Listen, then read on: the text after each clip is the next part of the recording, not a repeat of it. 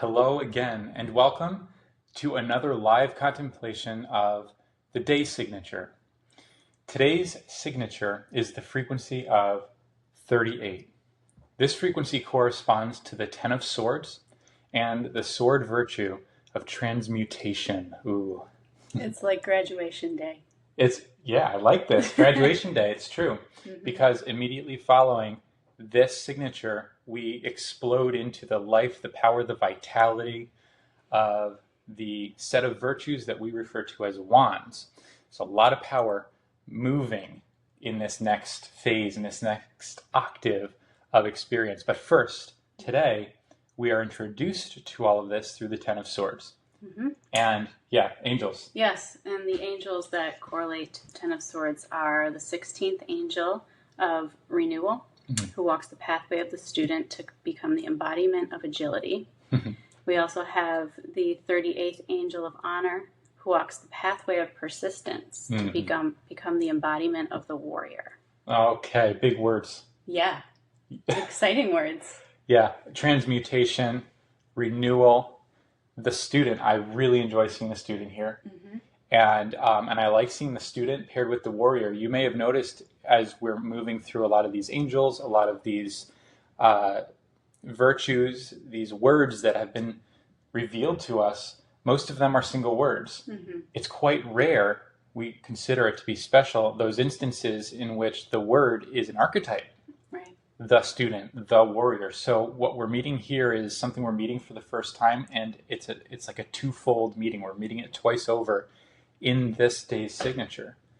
Renewal, the student, agility. We've mentioned the word agility in this context of the sword virtues before.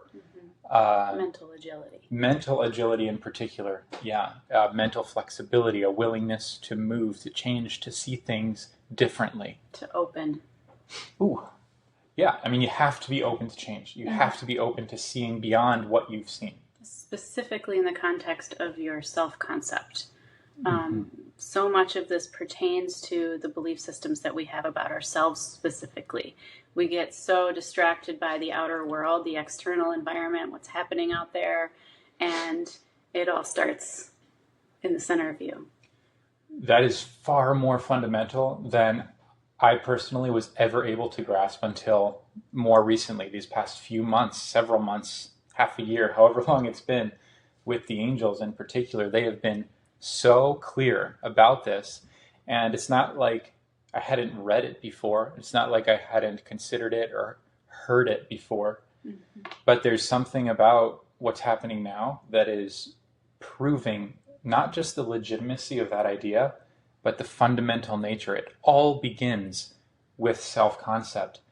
You know, it's like early on we think we're going to work on our ideas about money, or our ideas about love or family or obligation or any of these themes, and we're on these themes when in fact over and over again we're told to release our worry, release our concern about those particular themes, and focus instead upon our willingness to expand our sense of self.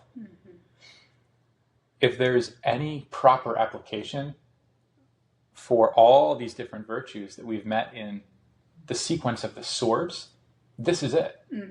This is what our mind is meant to do. It's meant to open and expand and become more creative and more willing to think higher. Yeah. I think this Ten of Swords, this 38 frequency, is kind of where we discover the secret. You know, I agree. It's what it's all sort of leading to, and now it's like, oh, this is the good part. This is where we have had the experience of turning, dirt into gold or lead into gold. And we have that gold, and everything changes. Now you're ready to actually apply that. I wholeheartedly agree. That is so cool. And it just reminds me of the other angel, this angel of honor. It's like, you've done all of this work to produce something. You've been so involved, so engaged, and it's cost you something. You've had to replace old ideas with new ones. You've had to think outside the box.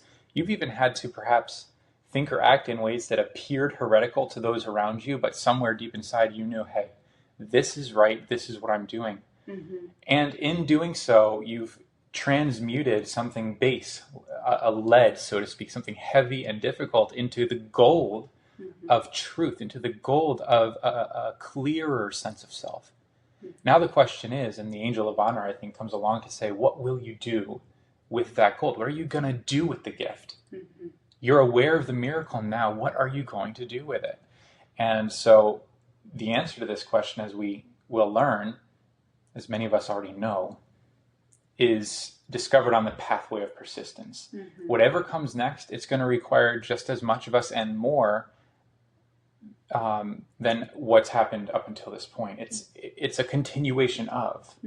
That's not to imply difficulty. It's to imply depth. It's to imply richness. It's to imply complete engagement. There's no half-hearted attempts on this level. We're past that point. And then the warrior, just wow, what a theme. I'll tell you, the listener, and you, although we've already had this conversation, this part of it, this day feels like the warrior. There's an energy in this day. We've been literally walking around and speaking in this energy that is so firm, so clear, uncompromising. That is absolutely required by the pathway, but it's also inspired by the day. Yeah. In conversation, we've had a lot of insights already today. Yeah. And it's early. What time is it here? 9:30, 10 o'clock in the morning. But we've been going since early. And whether or not we will be able to transmit every last one of those insights remains to be seen. But one thing we would love to begin with is an image. We would love to share an image, which we're going to kind of riff off of, because we found that this image was really fruitful for us. It was like everything we were learning about the day connected back to this image in one way or another. Yes. Yeah, I think if we were to create an image for the Ten of Swords in the Liberated Tarot, it would be this image, which is a bird in a cage, or a glass, A glass cage. A glass cage with no top. But the bird is in the cage. Yeah. And there's no top. So imagine a glass box with no top, and the bird is in this box, right? So small bird in a glass cage with no top. If you can hold this image in mind, you may immediately come to several of the conclusions that we were led to as well. This is a powerful image. It deserves to be kind of deconstructed and expanded in order to, I think, summarize and articulate what we're sensing in this day. An image like this, we're just out on a walk or something in conversation, and an image like this arrives. It's not random. It's specific. It's meant to show us something, and we get to share that with you now. Be aware, this is not arbitrary. It's on purpose. So play with us a little bit. We invite you to play with us and to consider what can be found in this image. The first thing Lara noticed about it, and I'll just introduce, but I'd love if you have more that you'd like to share on this. I think it's fundamental.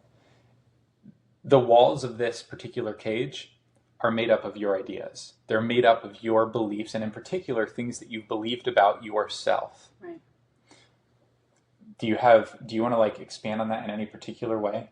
I want to make sure that you're given the opportunity to kind of speak what we were talking about earlier. Yeah, just to say that at this point, the bird is in the cage and it has not yet used its wings, knowing that it can fly. So that is sort of why the bird is still in this cage without, clearly has the ability to leave because there's no top. There's no limit to where this bird can go because it has wings. But at this current, point in time, it is in that cage because it believes that is, its reality at this point. It believes that because that's what it's been told. Some of the things that we kind of recognized as we were expanding on this was, first, that bird may not even necessarily know it is a bird. Right. That bird, if that bird is swimming in stories, guilt stories or shame stories, some of these stories which are kind of injected even through well-intended mechanisms. A lot of religious ideas can often lead to a sense of guilt or shame or feeling as though we're unworthy of, love. And if this bird is not aware that it's a bird, then how could that bird ever leap to the conclusion that it could escape? You know, it needs to know that there is no top. It needs to know that it is a bird, and it needs to know how to operate its wings. And then it needs to operate its wings. There's so much here that helps us to understand that this bird is totally innocent in its position. You know, it's not necessarily lazy. Of course. Frankly, if any bird in that sort of a structure could see clearly the world outside and desired that world and knew all of these things, it would simply fly into that world. The fact of the matter is that most of us don't know. Most of us don't know that the ideas we've been holding, the ideas we've chosen to agree with over time, again, whether those are technical or spiritual or religious or political, whatever they may be, any of those ideas we've held, in particular those ideas that wrap back to kind of tell us about ourselves, if they're small, if they're confining, if they are in any way limited, but we believe them, then we live out the manifestation of that belief in real ways. We've all heard that our thoughts are creative. It is absolutely literal.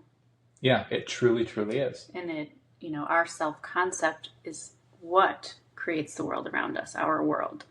And that's sort of what this final sword virtue is leading us to, is this idea that transmutation or any kind of mutation or, you know, changing something from what it is to something else is absolutely possible. So you've got this beautiful bird with everything it needs to fly away. There's no top on the box. Its wings are perfectly functional, like it's ready to roll. But the self-concept is, woe is me, I am a worm. Right? If that's the self-concept, it doesn't matter if that's a bird or a phoenix or a dragon or God itself. If the idea is, I am a worm, then it's going to slug around on the bottom of its cage, probably in its own excrement, and be a worm. Right.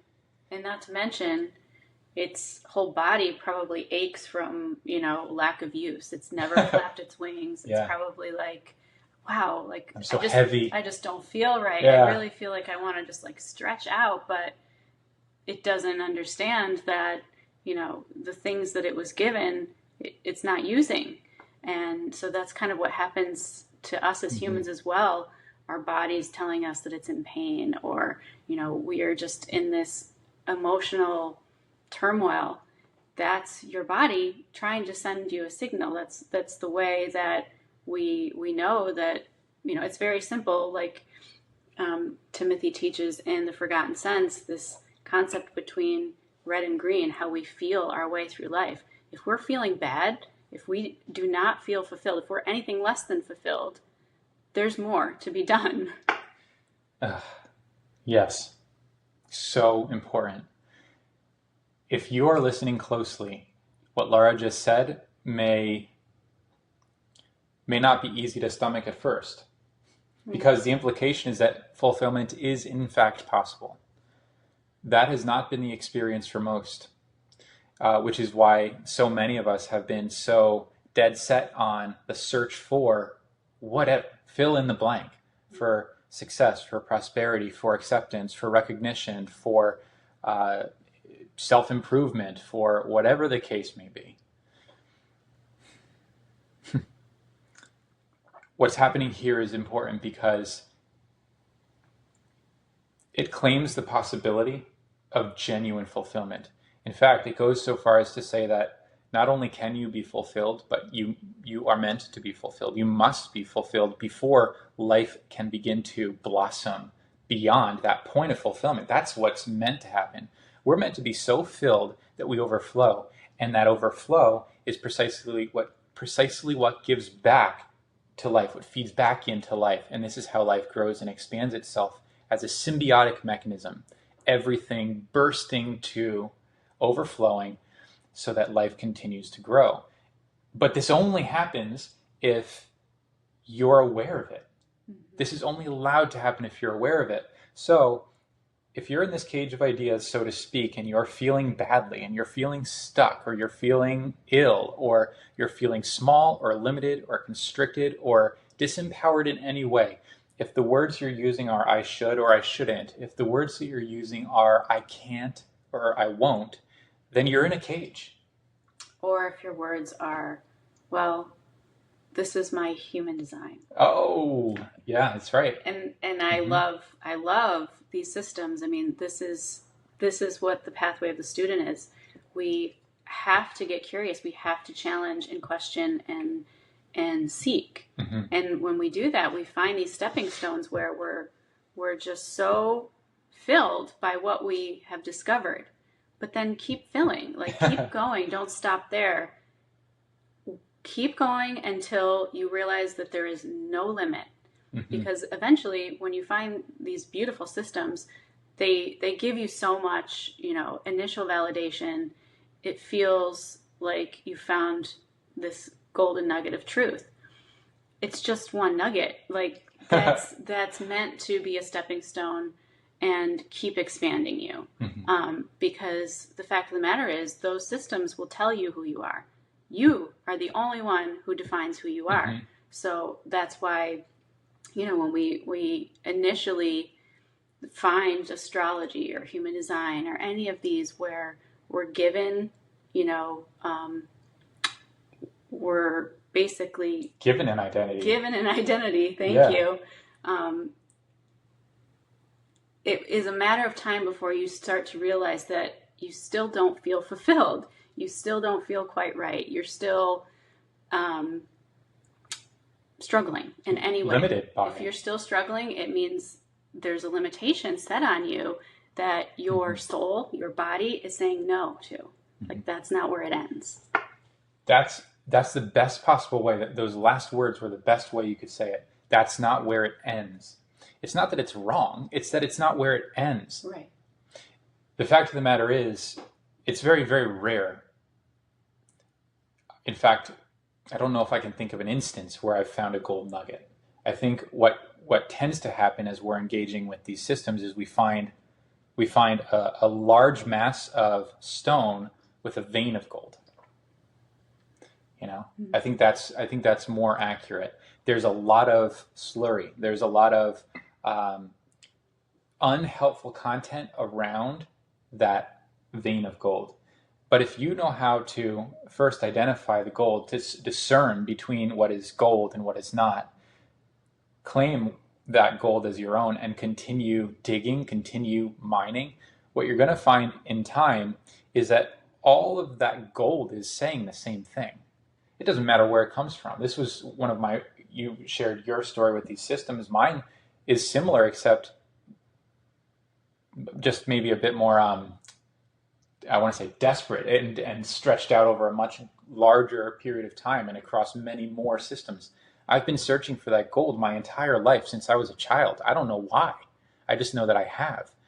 And it doesn't matter where you look. It doesn't matter whether you're studying science or philosophy or psychology or psychiatry.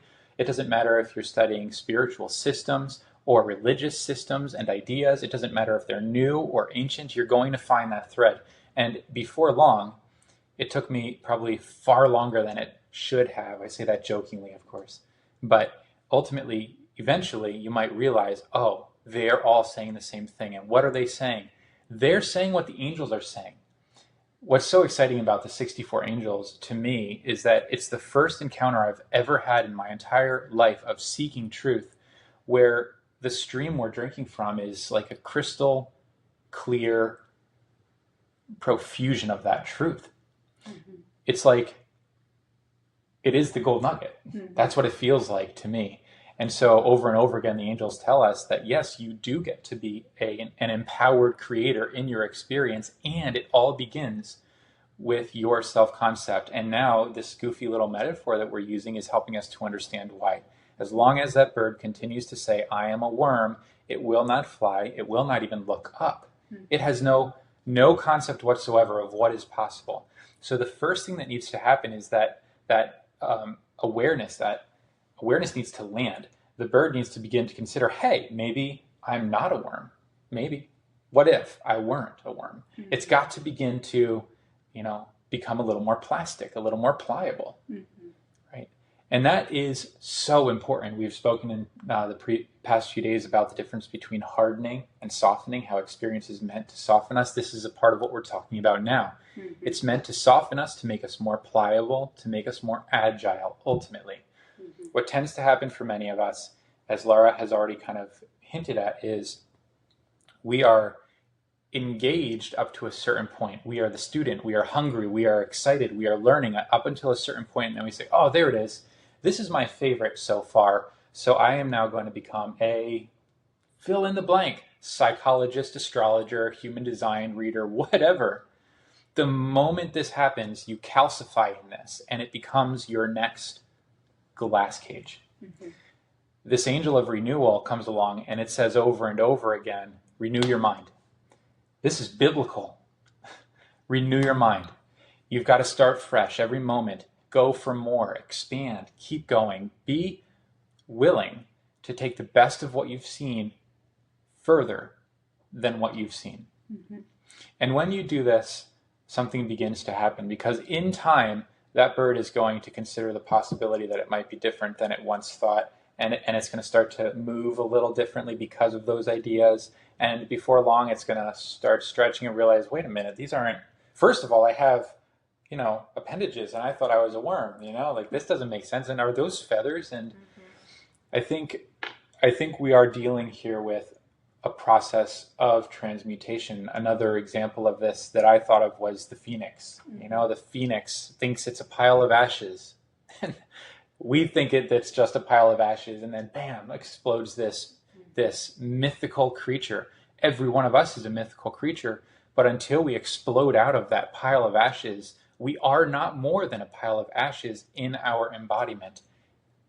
It's never the truth about who we are. It's just what we're pretending to be. Yeah. We're playing it out. I am a worm, we play out a worm. I am a beautiful bird, we play out a beautiful bird. So the first step is you need to realize that you are more than what you've thought. You have to. Mm-hmm. You have to be willing to consider that. Yeah. Then you have to be willing to accept that. The moment you do, the moment you're looking at yourself and you're saying, I am a bird. Oh my. I am a king. I am a queen. I am important. I am unique. I am special. I am original. I am here on purpose. Mm-hmm. The moment you claim that, new possibilities reveal themselves, but the journey is not over. Right. At this point, you have to choose it. Oh, you have to choose it. You have to claim it as your own. And even then, you're still only at the 10 of Swords. Mm-hmm. Even then, it's all happening here. Right. Significant. We will never minimize what happens here because it's setting the groundwork for what comes next. Absolutely. But if you come to this place where you realize you're the bird and you stay in that cage, you are a fool. You are a foolish bird. Flap those wings. Yeah. Flap those wings. They're not there for looks. They're your escape mechanism. You're meant to be out in that larger world. So all of these steps need to play out. You need to become aware that you are larger than you thought. You need to claim that awareness as your own. And then you need to do something with it. That gold nugget is in your hand. Those wings are a part of you. Mm. Yeah. I mean, excuse my French, but flap those fuckers, for God's sake. Use your wings. It's very important that we do this. Mm-hmm. That's the wands. That's what we're exploding into. And so we've stood up on our own 2 feet and we've realized that we are something different than we thought. Now we are being initiated to action, to a whole new way of being in life. Not just a new way of thinking, very important, but a new way of doing something with the new way of thinking, and a perpetuation of everything we've learned along the way. Because again, you don't stop and I am a bird. You're a phoenix, you're a dragon, you're an avatar, you're a whatever. It should continue to grow because that larger world, well, amazingly enough, that larger world is a larger glass cage, and we continue to explode out of these boundaries. That's how life is meant to move. That's how infinity moves. Mm-hmm. If that is not the case, this whole idea of infinity breaks down. Yeah. This is amazing what we get to see here. Mm-hmm. I've gone on. I mean, what else? Is there anything you'd like to add? I would just like to add that, this whole concept that we're talking about can seem scary. But the universe is, giving us everything we ask for. Anytime we ask for it, we have infinity behind us, supporting us to continue to grow in this way, to be fulfilled, to reach, our highest concept of self. And so I think it's just really, important to reiterate that when you realize you're the bird, you are absolutely supported every step of the way. You just have to take the step, and the universe will continue to show you that you are supported. You just have to trust that you're supported. I mean, that's part of, this this being the warrior is very much about breaking these old belief systems that tell us that, essentially the opposite, that we're not supported, that we are all alone, that we just have to survive. All of these things are just keeping us in our glass cage. And so that's why we stay where we are, because we're scared and we're afraid. But when the time comes for you to actually flap the wings, it won't be a question. Like there will be no question that you can do this. You will be brought right to the edge, and you'll know that it's time. So I think that's all I would like to add about that. Oh, that's all? Yeah. It's perfect. It's important. It's worth noting that we're not breaking the systems. Right. We're replacing them. It's like if you've been walking face first into a wall for 10 years, at a certain point, you might think, maybe I won't go this way. Right. You don't need to break the wall. There's nothing wrong with the wall. The wall is perfectly innocent. Human design is perfectly innocent. All of these things serve a particular purpose. And you know what that purpose is? That purpose is to direct you towards the highest and best possible expression of who you are. And the moment it becomes a wall, it's time to make a new decision. Do you realize this? Also, I can't help but hear the scary bit. Yeah, we know it's scary. Where that's coming from is direct experience. We know what that fear feels like. We know how terrifying it can be to kind of be rerouted by the larger life that's calling to you, right? We know how scary it can be to stand at the threshold of the very thing you've been saying you want, and to realize that, oh, but wait, if I take this step, everything changes. And as much as I do want it, I don't know how comfortable I am with that. We know how small it can make you feel. And we also know what's on the other side. And so I would encourage you to consider truly and honestly for yourself, how scary is it really when I look into your eyes and I say, you are beautiful? Are you scared by that? When I look into your eyes and I say, you are literally and completely capable and equipped and supported to do this. Is that really scary? Like, let's get honest with ourselves. How scary is this? When life says the purpose of your life is enjoyment. Stop all the hard work. Stop trying to save the world. Stop trying to figure it out. Just do what you came to do, which is love your life wholly and completely. Oh my God, the chills. How scary is this? We are fooling ourselves when we think, oh, but it's scary in that larger world. That is victimized mentality. That's what a worm says. The fact of the matter is, when you start to really claim the angelhood, frankly, the bird, so to speak, it is not long before you cannot help but flap those wings. Because the old stories of this is scary, they feel so small they make you sick. And you're like, you know what? That's done. The decision makes itself. I'm done in this mire. Right. I'm going to fly now. And you realize what's scary is not having it, not having, your wings, not having this wish or this dream or this desire that you know is inside of you wanting to express. So that's what the fear is. The fear is not having it.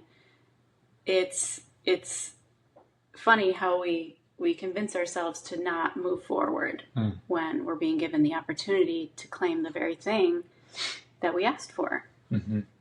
I mean, it's a remarkable mental game that we play.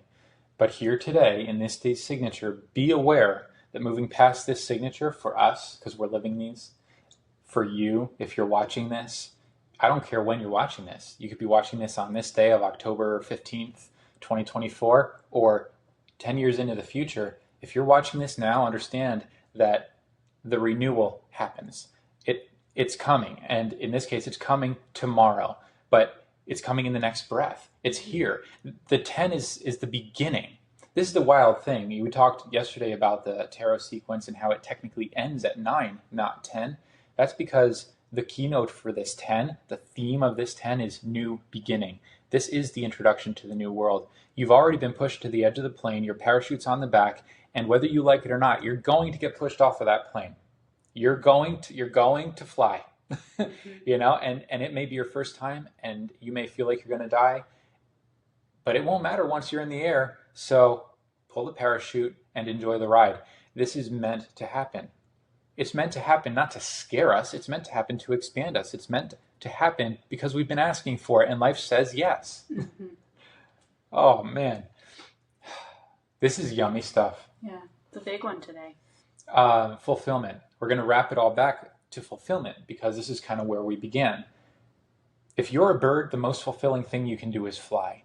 If you're a worm, you might think, oh, I need to achieve this amount of food per day or this amount of dollars per month. Sound familiar? That's worm thinking. The bird doesn't care about any of this. It just wants to fly, and it can fly towards anything. It can fly to any berry, any fruit, any place it wants to. The fulfillment is in the movement. The fulfillment isn't in what you're aiming for. That's a one-dimensional way of thinking, and you can move in any dimension. So fulfillment can be had now, ought to be had now, and can only be had now when you stand up into the larger story you showed up to live. If you feel unfulfilled by any idea you hold, that idea is ready for release. You don't have to break it. You simply replace it. Something I really like about the word realization is that it's a double entendre. You know, a lot of what we meet here in the swords is about recognizing something, becoming aware of something. You see something. And this is also true of the word realization. When you realize something, it's like, oh, that. But realization is different from recognition. It's even recognition.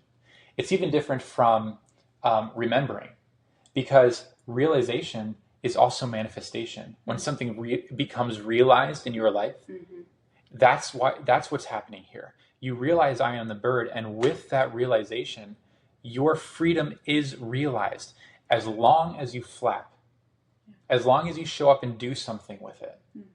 That's what this day is inspiring, because the energy is here. The power is behind you. The moment is now. We're not saying if you've wanted to quit your job, do it today. The time is now. We're saying that you are large. We're saying that you get to choose. We're saying that you are meant to create, and you are meant to feel thrilled and vital and alive and enthusiastic and excited, and your heart is meant to sing up and out into life, and you're meant to rise. You tell them where that comes from. Rise. Right. So the 16 is connected to what used to be in traditional tarot, the Tower card. But in the Liberated Tarot, it's redemption, which is the prime instinct to rise. Yeah, so the 16th angel is obviously alive today. It's connected to, or corresponds to, this 10 of Swords. It also corresponds to this prime, what we refer to as a prime, the 16th card of the Liberated Tarot deck. That card, by the way, that member, is redemption. And you can see redemption, renewal, you can see how these themes are woven together. And the prime instinct of redemption is to rise. So this 16 being here, the 16th angel, it's doing a whole lot more today than we're aware of. And we haven't even met with it yet. Wait until there's a session behind all this and it's telling us all the many more things it's doing. But for now, these are some of the connections that we can make because of what we've seen. It's the prime instinct to rise. So this is another thing I think is worth sharing. It's right in line with everything we've discussed. Today's the 16th, yesterday was the 15th angel, and the day before that was the 14th angel, and so on. Something we saw in our walk, which is pretty cool, is that the 14th angel, 2 days ago, The 14th angel corresponds to the 14th prime, which represents the prime instinct to embody. Mm-hmm. To embody, this is the bird saying, oh, I am a bird, Right. And it's like, oh, and I have wings. You become embodied. You realize what you are. The next prime instinct, the 15th, is the prime instinct to expand. Mm-hmm. Now the wings open, and you realize, wait a second, this cage is a little too small. Same thing we talked about yesterday with transformation. The chick realizes that it's too large for the egg it's been in. The butterfly, which was once a caterpillar, realizes whatever I am now, I don't know what it is, frankly, but this cocoon is too tight. It bursts out of the cocoon. That's what's happening in that prime instinct to expand. Got to get out of this cage. It's time. One way or another, it's time. How? How do I do that? Today's instinct answers the question. You rise. There's never been a top on this thing. Right. You could have left at any moment. A few things were required before you could, because you didn't know it was an option and you didn't know who you were, but you do now. And if you're watching this video and you're thinking, but I don't know, watch it again. Watch it again, because we're telling you, you are large and you are ready. If you're hearing this, it's time to fly. Yeah. That's what we're meeting here today. Yeah. I mean, the universe will never expect you to just do everything at once. But you do plant seeds. You plant seeds for your future. And someday, each step of the way, you'll be given opportunities to rise up into that next step. If you want to be something or experience something and you're thinking about it all the time, the universe is orchestrating opportunities for you that you will be invited to partake in, to experience, That's to right. take that step. If you don't take the step, then you're not taking the step. It's like you have to realize that Rome wasn't built in a day, or things are built slowly over time. But we're always given those opportunities to fly or rise. What you're describing is the difference between a wish and a decision. Right. Because if you really, really want something and life says, okay, sure, here you go, and you don't do anything with it, then you're dealing in fantasy. That is not what we're describing. We're describing a deliberate construction of self based on a clear awareness of a larger reality, of a larger truth. And this is what we do with the frequency portal and diving into our personal frequencies. Is the exact work that we do in seer training and all of the different offerings that we have. It's like actually getting in there and starting to play with it. In a meaningful, practical, real-life way, in real time. Laura has been, over the past few days, referring to these conversations as free seer training, and you're not wrong. This is seer training. The main difference, of course, is that in this context, we speak in generalities so that anyone listening hopefully is able to take a piece of what we're sharing with them. In one-on-one seer training, those meetings, that training is going to adapt itself to your life, to actual experiences that you're meeting, to actual obstacles that you are attempting to avoid or transcend. Seer training is the single most exciting, the single most valuable offer that we have, because it's the single most empowered, the single most focused, and the single most personal experience that we have, and it takes place over time, which gives us that opportunity to actually meet life in real ways. It's not conceptual, but it does begin conceptually. It does begin internally. It does begin with your self-concept. We were talking a little bit earlier this morning in the lead up to this conversation about what we might like to offer as a takeaway. Like, what do you do with all this? And we were talking about the idea of grace. We were talking about, okay, so if we're flapping around happy as can be in a larger world and we see a bird in a cage, what do?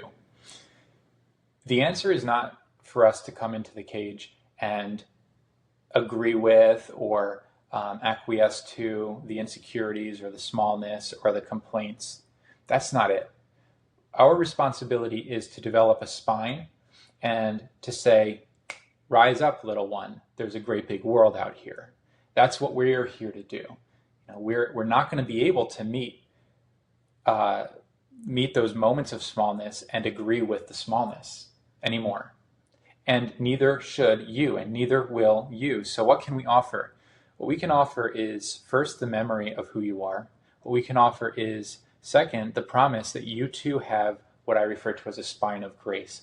We're not meant to be gracious as some kind of amorphous, meaningless presence that kind of joins with, in an empathetic way, any sadness, any sorrow, any smallness that might be available at the time. No, no, no. We're meant to stand as sentinels of light, and that is something alive in you. That spine is alive. How do you activate it? How do you stand up? How do you realize that you have that capacity to meet life so confidently, so completely, and so freely? Well, I think the answer that we would like to give, of course, is one we've given many times about who you are, but also we would invite you to begin to encounter this in meaningful ways. You're holding that gold if you're resonating with what we've said at any point in this conversation. What are you going to do with it? I personally would encourage you to seek out the Forgotten Sense on the64angels.com or timothybrainerd.com, either one. Purchase and study that material. It's so inexpensive. We're giving this stuff away at this point. You need to understand the Forgotten Sense and then get to work. Do something with what you're shown. The Forgotten Sense is step one. Seer training is step two. If you want a really simple way to go about it, that's the way to go about it. That's how we get out of the cage and start flying together. We have zero interest in anyone being in the cage. We have every intention, every interest in playing in the sunlight, in that larger world with those people who are ready to fly too. Anything you want to add to that? I mean, frequency portals, of course, are beautiful. Yeah, I mean, we have two ways to interact with your personal frequencies. The frequency portal, which is the report, so that's totally self-guided. Mm-hmm. Or you have the option where we do a 6-week journey where we're having the one-on-one conversations and we're walking you through it. But either way, you're diving into the statements, these powerful statements such as, I am Laura Brainerd, but you get to understand what that means, essentially, and you get to design it yourself and pick and choose who you want that person to be, who you want yourself to be. Mm-hmm. For yourself. And then you claim it. It's really powerful, and it's definitely where you start planting seeds. And since we've been working with it, I've been working with it step by step right along for a couple of weeks now at least, and it is incredibly powerful. I can't say enough about the frequencies. Yeah, so I know you love them, which is why I thought you might want to say something about that. I think the reason this works is because these offers move in a very, very specific, very intentional sequence. And that sequence moves from concept to practice to embodiment. That's how this works. So if you begin with the frequency portals, like I think Laura might suggest, this is conceptual. I'm always excited to move as quickly past concept into reality as possible. But as we've learned, we first need to realize that we are a bird, and it needs to feel so real to us that we are comfortable claiming it as true. So it begins with concept. That's the frequency portals. That's the chronicle. Mm-hmm. That's the crystal self experience. Very, very significant. Yeah, because we are who we believe ourselves to be. So it has to start on the there. inside. It has to start there, or else you can't move. Right. Because if you think you're a worm, you're not going to flap your wings. And no amount of wishing is going to change that if you believe you're a worm, right? So it has to start with concept. Then it moves from the conceptual realm to the practical realm. That's the Forgotten Sense. There is literally nothing more practical I've ever discovered in my life, nothing more fundamental. I call it Human Being 101. So we move from concept to practice. Every single listener, every single human needs this material. Find the Forgotten Sense, study the Forgotten Sense. As you move from concept to practice, the next phase is literal. Seer training is literal. It's no longer about ideas. It's about employing those ideas in real life ways. It's about making new decisions because of the new information we've managed to access, to assimilate. It's literal. It's real. And because of that, those decisions, those actions, those different steps that we are taking in that process, they have a direct effect on our real life, and you get to witness your life expand as a result of them. And so you meet those obstacles, and you meet those fears, and you meet those moments that you just thought you'd never have to meet. And what do you find? You find the same thing we've been saying all along. You are much larger than you thought. You are absolutely beautiful, absolutely capable, and your life is meant to grow, and you are meant to be fulfilled in that growth. Mm-hmm. This is what we're here to share with you. At times, it might feel penetrating, the way that we speak or the statements that we make. You might feel like, dang, that's a bit harsh. Well, or maybe that wasn't so gracious. Understand that what we're speaking from is a spine of grace. We're speaking from confidence. We're standing tall and we're delivering the clear and unmitigated truth. And it's your responsibility to take that and run with it or not. It's up to you. You know, it doesn't affect us one way or another, except that we're ready to celebrate your liberation. It may come across in a way where rather than feeling harsh, it feels almost too yummy. Like, oh God, I wish, like that's beautiful and all and poetic, and we love hearing them speak, but frankly, that's just too good to be true. Yeah. We would encourage you to consider that rather than being too good to be true, what you're experiencing here is so good that it must be true.